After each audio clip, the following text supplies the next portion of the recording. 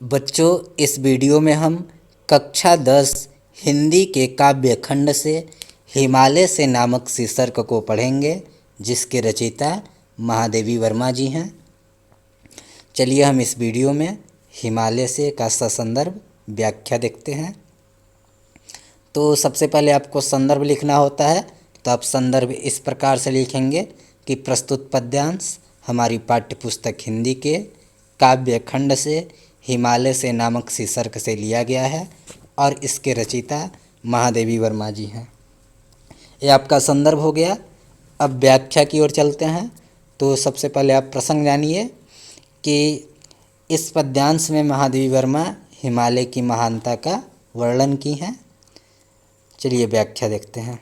हे चीर महान, महादेवी वर्मा कहती हैं, हे हिमालय चीर महान, तुम चीर काल से महान हो। महादेवी वर्मा कहती हैं, हे हिमालय तुम चिरकाल से महान हो।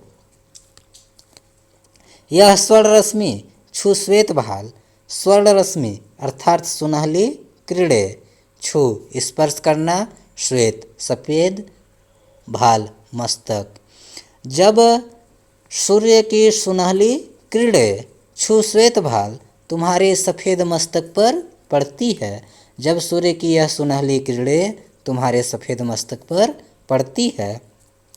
बरसा जाती रंगीन हास, तो रंगीन हास आकर्षक हंसी बरसा जाती, बिखर जाती है। यहाँ तक आप समझ गए होंगे। आगे देखिए। शैली बनता है इंद्रधनुष, जब सूर्य की किरणें तुम्हारे शरीर पर पड़ती है, जब सूर्य की किरणें तुम्हारे सफ़ेद शरीर पर पड़ती है तो ऐसा लगता है मानो तुम इंद्रधनुष के रंग अर्थात 7 रंगों की शैली बनता है। शैली अर्थात दुपट्टा ओढ़ ली हो।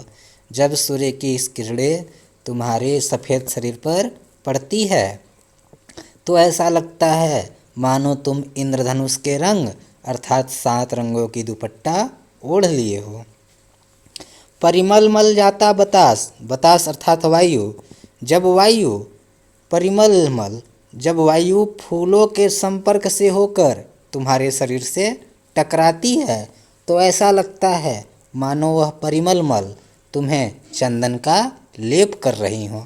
जब वायु फूलों के संपर्क से होकर तुम्हारे शरीर से टकराती है तो ऐसा लगता है मानो वह तुम्हें चंदन का लेप कर रही हैं। पर रागहीन तू हिम निधान, हे हिमालय फिर भी तुम रागहीन हो, तुम्हें किसी प्रकार का अनुराग नहीं है, अतः तुम महान हो। यहाँ तक समझ गए होंगे बच्चों। आगे देखिए। नभ में गर्वित झुकता न शीश, महादेवी वर्मा कहती हैं कि हे हिमालय नभ में गर्वित, आकाश में गर्वित, गर्व से मस्तक को उठाने वाले। हे हिमालय गर्व से आकाश में मस्तक को उठाने वाले, झुकता न शीश, तुम्हारा मस्तक, शीश अर्थात मस्तक कभी किसी के सामने झुकता नहीं है। पर अंक लिए हैं दिन छार, फिर भी तुम अपने अंक गोद में, दीन छार, छार तुच्छ, दीन तुच्छ, छार धूल, फिर भी तुम अपने अंक गोद में तुच्छ धूल के कड़ों को लिए हुए हो। एक बार पुनः समझ लीजिए।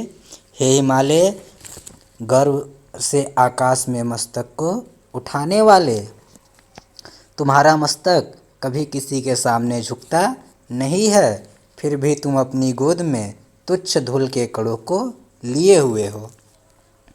मन गल जाता नत विश्व देख, हे हिमालय तुम्हारा मन नत विश्व देख, संसार को नत अपने चरणों में झुका देखकर गल जाता, तुम्हारा मन द्रवित हो जाता है।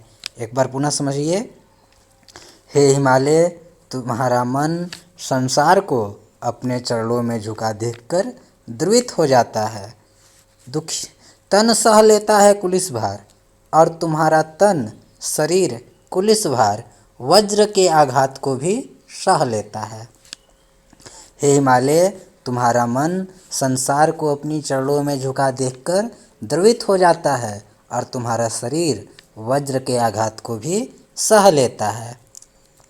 कितने मृदु कितने कठिन प्राण, इस प्रकार तुम हृदय से बहुत ही मृदु कोमल हो, कितने कठिन प्राण, और शरीर से बहुत ही कठोर हो।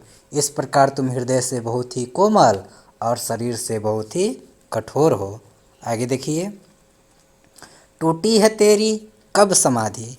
महादेवी वर्मा कहती हैं कि हे हिमालय, टूटी है तेरी कब समाधि, तुम्हारी समाधि कभी टूटी नहीं है। झंझा लौटे सत हार हार, झंझा मतलब तूफान, लौटे सत हार हार, सैकड़ों, सत मतलब सैकड़ों, झंझा मतलब तूफान तुम्हारे शरीर से टकराकर हार मानकर लौट गए हैं। एक बार पुनः समझ लीजिए इन दोनों पंक्तियों को।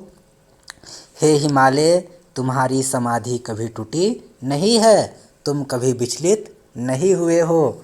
सैकड़ों तूफान तुम्हारे शरीर से टकराकर हार मानकर लौट गए हैं।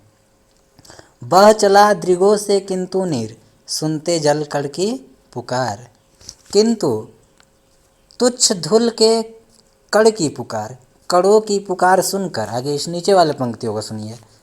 किंतु तुच्छ धूल के कणों की पुकार सुनकर बह चला दृगों से किंतु नीर, तुम्हारे दृगों से, नेत्रों से आंसू, नीर जल होता है लेकिन यहाँ पे आंसू सरिताओं के रूप में बहने लगते हैं। एक बार पुनः समझ लीजिए कि तुच्छ धूल के कणों की पुकार सुनकर तुम्हारे नेत्रों से आंसू सरिताओं के रूप में बहने लगते हैं। सुख से विरक्त दुख में समान, हे हिमालय, तुम्हें सुख से किसी प्रकार की आसक्ति नहीं है। दुख में समान, तुम सुख और दुख को समान रूप से सहन करते हो। आगे देखिए, मेरी जीवन का मुख तेरी छाया से हो मिलाप। महादेवी वर्मा कहती हैं, हे हिमालय, मेरे जीवन का मुख, मेरा जीवन तेरी छाया से हो मिलाप। अर्थात यहाँ पे महादेवी वर्मा हिमालय के गुणों को, हिमालय के आचरण को अपने आचरण में ढाल लेना चाहती हैं। इसलिए कहती हैं, हे हिमालय, मेरे जीवन तेरे जैसे आचरण से परिपूर्ण हो। तन तेरी साधकता छू ले, तन अर्थात शरीर, मेरा शरीर तेरी साधकता छू ले, तेरे जैसी साधना शक्ति से परिपूर्ण हो। मन ले करुणा की थाह नाप, मेरे मन में तुम्हारे जैसे करुणा की थाह नाप, करुणा की सागर उमड़ आए।